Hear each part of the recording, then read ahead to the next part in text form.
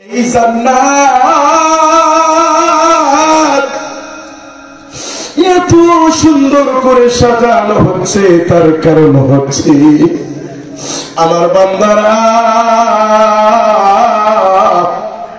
আমি আল্লাহর তা দেখি নাই, আমি আল্লাহর জান্নাত দেখে নাই, আমি আল্লাহর জাহান্নাম দেখে নাই।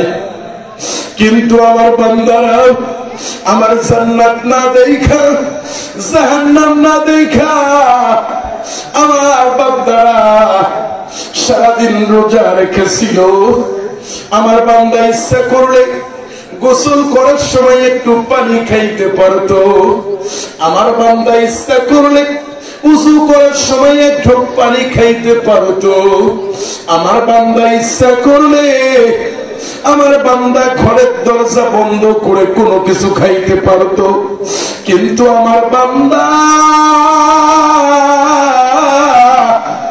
জান্নাত দেখলো না, জাহান্নাম। বলে ফেরেশতারা আমি আল্লাহ তো বলে দিয়েছি, আমি আল্লাহ বলে দিয়েছি রোজা আমার জন্য, আমি আল্লাহ বলে দিয়েছি রোজা আমার জন্য, আর এই রোজার প্রতিদান আমি আল্লাহ নিজেই দিব, এই রোজার প্রতিদান আমি আল্লাহ নিজেই। ও ফেরেশতারা আমার বান্দারা ইচ্ছা করলে একা একা গোপনে অনেক কিছু খাইতে পারতো, কিন্তু আমার বান্দা তা খায় নাই। আমার বান্দা আমি আল্লাহকে খুশি রাখার জন্য, আমি আল্লাহর জান্নাত পাওয়ার জন্য, জাহান্নাম থেকে বাঁচার জন্য আমার বান্দা রোজা রেখেছিল। ও ফেরেশতা ও সিরাজগঞ্জের ভাই ও বাবাজিরা একটু মনোযোগ লাগা। এই তো 3 দিন পরে মাহে রমজান, সেই রমজানের কথা মনে হলে বুকটা ফেটে যায় রে বাবা।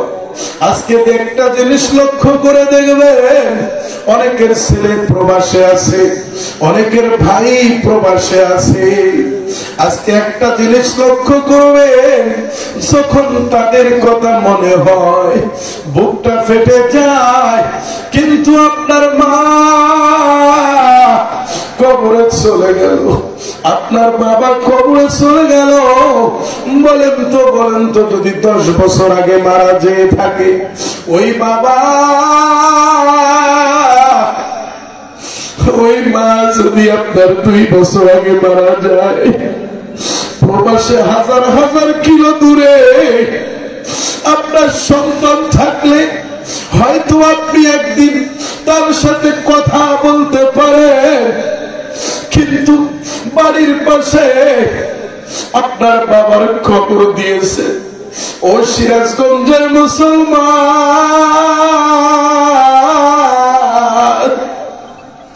বাড়ির পাশে মায়ের খবর দিয়েছে, বাবার খবর দিয়েছে, একবার কি আপনি বাবার সাথে খবর নিতে পারেন? যেই বাবা আপনাকে নতুন লুঙ্গি কিনা দিছে, বাবাকে প্রশ্ন করা হয়, বাবা তুমি কেন নতুন লুঙ্গি না কিনো? বাবা বলে বেটা, ও সিরাজগঞ্জের বাবাজিরা কার মনে আছে কি নাই আমি জানি না, বাবা তখন একটা কথাই বলে, বেটা তুই নতুন কাপড় পরলে আমার পরা হয়ে যাবে, তুই খাইলে আমার খাওয়া হয়ে যায়। ও সিরাজগঞ্জের মুসলমানেরা, আমি যায়া পড়েছি এখনো মূল আলোচনায় যাইতে পারি নাই, আপনাদেরকে প্রমাণ করে দিচ্ছি এই দুনিয়ায় আপনার কেউ আপন হবে না, এই দুনিয়ায় আপনার কেউ আপন নাই। ও সিরাজগঞ্জের মুসলমানেরা একটা জিনিস লক্ষ্য করবেন, এই তো 3 দিন পরে রমজান, আমরা সেহরি খাবো, হয়তো তারাবি পড়বো। একটা জিনিস লক্ষ্য করবেন, এই তারাবির নামাজ যে অ্যাবসেন্ট করবেন, যে পড়বেন না, যে রোজা রাখবেন না, বলেন তো সামনের বছর সে রমজান পাবে কিনা কোনো গ্যারান্টি আছে নাকি? কথা বলেন না কেন? এই যে চুলধরি আপনাদের সিরাজগঞ্জ এলাকায় মাহফিলটা হচ্ছে, গত বছর যে মানুষগুলো ছিল এই বছর কিন্তু অনেকেই তারা আজকে এই মাহফিলে নাই। ও বাবাজি, একটু মনোযোগ লাগেন রে বাবা।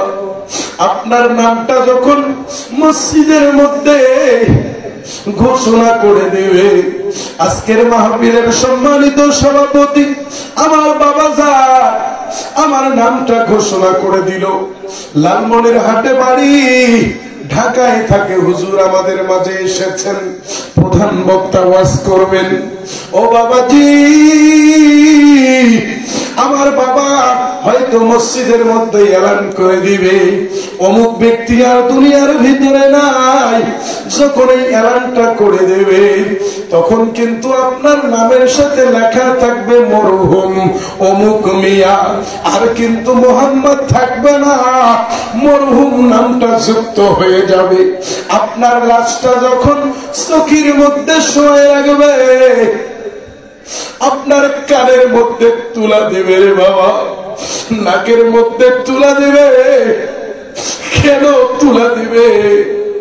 যদি আপনাকে গোসল করার সময় আপনার নাকের ভিতর দিয়ে পানি না ঢোকে, আপনি মরে যাওয়ার পরে আপনার জন্য যখন গরম পানি করা হবে, যেমন আজকে আমার প্রিয় ভাই আল মামুন ভাই, আপনাদের এলাকার এই কৃতি সন্তান, উনি যখন আমার জন্য গরম পানি নিয়ে আসলো, বেশি গরম থাকার কারণে বললাম ভাই এত গরম পানি খাইতে পারবো না, একটু ঠান্ডা করে দেন। একটা জিনিস লক্ষ্য করেন সিরাজগঞ্জের বাবাজি, যখন আপনি লাশ হয়ে চোখের মধ্যে শুয়ে থাকবেন, লাশ হয়ে যখন চোখের মধ্যে শুয়ে থাকবেন, পানিটা যখন গরম করে আপনার কাছে নিয়ে আসবে, আপনি যতই টাকাওয়ালা হন, আমি যতই টাকাওয়ালা হই না কেন রে বাবা, পানিটা যদি একটু বেশি গরম হয়, আপনি কিন্তু বলতে পারবেন না পানিটা একটু ঠান্ডা করে দেন। এই কথা বলার শক্তি কারো হবে না রে বাবা। আপনার আদরের একটা মেয়ে আছে, আমারও একটা আদরের মেয়ে আছে। আপনার লাশটা যখন চকির মধ্যে শোয়া থাকবে, আপনার আদরের মেয়েটার জন্য, আপনার আদরের নাতিটার জন্য প্রতিদিন সিরাজগঞ্জ হোক, শাহজাদপুর হোক, এখান থেকে আপনি বিভিন্ন ধরনের মজা নিয়ে আসেন। আপনার নাতিটা আপনি যখন লাশ হয়ে শুয়ে থাকবেন, আপনার নাতি আপনার লাশের পাশে এসে ডাকবে আর বলবে, ও দাদু ভাই, ও দাদু ভাই, আমার জন্য তুমি প্রতিদিন মজা নিয়ে আসো রে দাদু ভাই, আজ কেন তুমি কথা বলো না রে দাদু ভাই? ও আব্বু, আমার জন্য তুমি মজা আনছনি। বলেন তো আপনার আদরের সন্তান আপনাকে যতই ডাকুক না কেন, আপনি কি কথা বলার শক্তি পাবেন? জোরে কর না কেন? 5 ওয়াক্ত নামাজ পড়ে কপালে লাগায় দাগ, মক্কা মদিনা যাইয়া নামের আগে লাগায় হাসি সার দোকানে বসে হাসি, টেলিভিশন চায় ভাইরে, হিন্দি গানের তালে তালে পাটুইটা না চায় ভাইরে, হিন্দি গানের তালে তালে পাটুইটা না চায়। ঠিক কিনা? সুদে ঘুষে কাটলো জীবন, করলো দুর্নীতি, এমন লোক হয় যদি আবার মসজিদের সভাপতি। কথা বলা গেল? সুদে ঘুষে কাটলো জীবন, করলো দুর্নীতি, এমন লোক হয়ে যদি আবার মসজিদের সভাপতি, উচিত কথা বলতে গেলে আমগো চাকরি নাই ভাইরে। কথা কয় আর শোনে তো, শুধু ঘুষে কাটলো জীবন আরে করলো দুর্নীতি। এমন লোক হয়ে যদি আবার মসজিদের সভাপতি, উচিত কথা বলতে গেলে আমগো চাকরি নাই। আমাদের কপালেতে শান্তি বুঝি নাই ভাইরে, আমাদের কপালেতে শান্তি বুঝি নাই। ঠিক না?